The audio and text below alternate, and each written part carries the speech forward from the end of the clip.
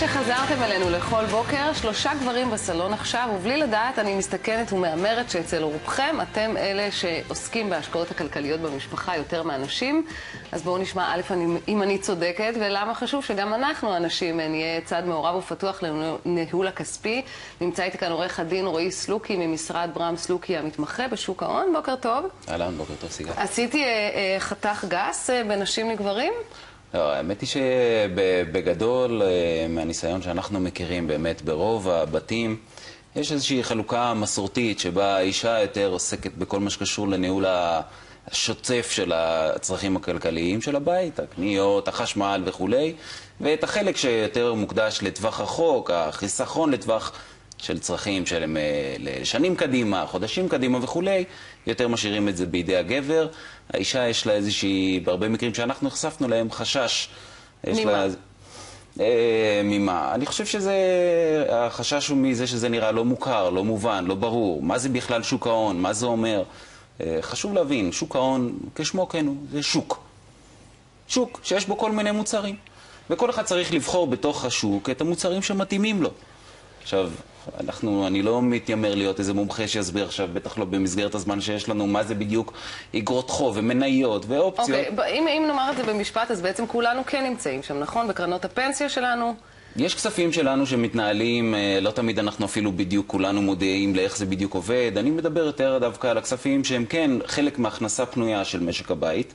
זאת אומרת, אנחנו מרוויחים בשאיפה יותר ממה שאנחנו צורכים ביום-יום. כן, שזה קצת נדיר במדינה שלנו, אבל נניח ויש לנו כסף ספר בצד, ותן לי ככה, אם אני רוצה באמת להיכנס לאיזושהי השקעה, מה אני צריכה לעשות? אז שוב, מה שאני רוצה להדגיש זה לאו דווקא איזה השקעות נכון לבצע. אני לא מומחה במובן הזה של איזה השקעות מתאימות למי. אבל אנחנו חושבים מהניסיון שבאמת מאוד מאוד חשוב לדעת להגדיר לאנשי המקצוע שאיתם אפשר להתייעץ מה הצרכים של אותו בית. זאת אומרת, אתה יכול להתייעץ עם יועץ בבנקים או לבקש את הניהול של הכספים על ידי איש מקצוע מנהל כספים, כדי שאותו יועץ או מנהל כספים ידע מה נכון לך, איזה מוצר מתאים לך בתוך השוק, צריך להגדיר לו את הצרכים בצורה כמה שיותר שתשקף את מה שבאמת נכון לאותה משפחה. בוא נניח ויש לי איזה סכום בצד שאני מעוניינת להשקיע אותו לטווח ארוך. אלו טיפים תיתן לי, מה אני צריכה לעשות? שוב, הטיפים לא, מה שצריך לעשות זה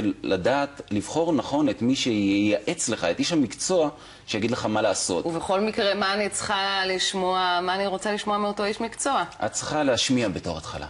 דברים כמו, מה ההכנסה הפנויה של אותו בית? מה הצרכים של אותו בית לטווח הרחוק? אם את הכסף אתם רוצים בעתיד לשמור כדי לממן אולי חתונה של הבן, או רכישה של דירה, או טיול לחול, או כל דבר אחר. ככל שהבית ישקף, או בני הזוג ישקפו נכון יותר מול אותו איש מקצוע, את מה שהם רוצים לעשות עם הכסף בעתיד, ככה הסיכוי שהוא יתאים לכם מוצר נכון יותר, גבוה יותר. זאת אומרת שאנחנו צריכים ללכת לאותו מנהל כספים, לומר לו בדיוק מה היעדים שלנו, מה הסכום שלנו, מתי אנחנו רוצים לשחרר את הכסף. נכון. יש איזה משהו חשוב לפני שאני מגיעה איתו, שאני צריכה לדעת סיכונים או עמלות או כל מיני דברים שאנחנו... ודאי, חשוב מאוד בתור התחלה, כשיושבים מול אותו יועץ וכולי, ומתאימים איתו את הצרכים ומסבירים לו, לראות שהכל מתועד בצורה מפורטת. לפעמים הם מגיעים עם תפסים מוכנים מראש וצריך למלא דווקא רובריקה כזו או אחרת. לא להתבייש, לקחת דף ולכתוב בכתב יד את הדברים שלכם. אם אתם חושבים שאותו טופס לאו דווקא נותן מענה מלא למה שאתם רוצים, שידעו בבנק או בחברה שמנהלת את הכסף, שידעו שמתאים לכם ונכון לכם. זה דבר ראשון. דבר שני, חשוב לבדוק, וזה אפשרי מאוד בקלות, אם יש לאותו יועץ או מנהל תיקים רישיון. את הדבר הזה אפשר לבדוק באתר של רשות ניירות ערך, פשוט מקלידים את השם של אותו יועץ או של החברה לניהול תיקים, ומוודאים שהוא אכן בעל רישיון רישיון תקף. אם הוא יושב אגב בבנק, סביר להניח שמן הסתם ברור שיהיה לו רישיון, או שגם עדיין צריך לבדוק את זה? עוד פעם, הסבירות היא שבבנקים מי שפועל כיועץ השקעות הוא אכן מורשה. לפעמים אנחנו נוטים להתייעץ עם פקיד שהוא לאו דווקא יועץ השקעות בהכשרה שלו, כי אותו אנחנו מכירים. חשוב לדעתנו, גם בכל מה שקשור לייעוץ השקעות, לעשות את זה מול אדם שיש לו רישיון לעסוק בתחום. יפה. יש לך בבית אגב, משקיעה? משקיעה, כן, יותר ממני אפילו. כמו שאני אוהבת, שנשות אנשי המקצוע. תודה רבה לך.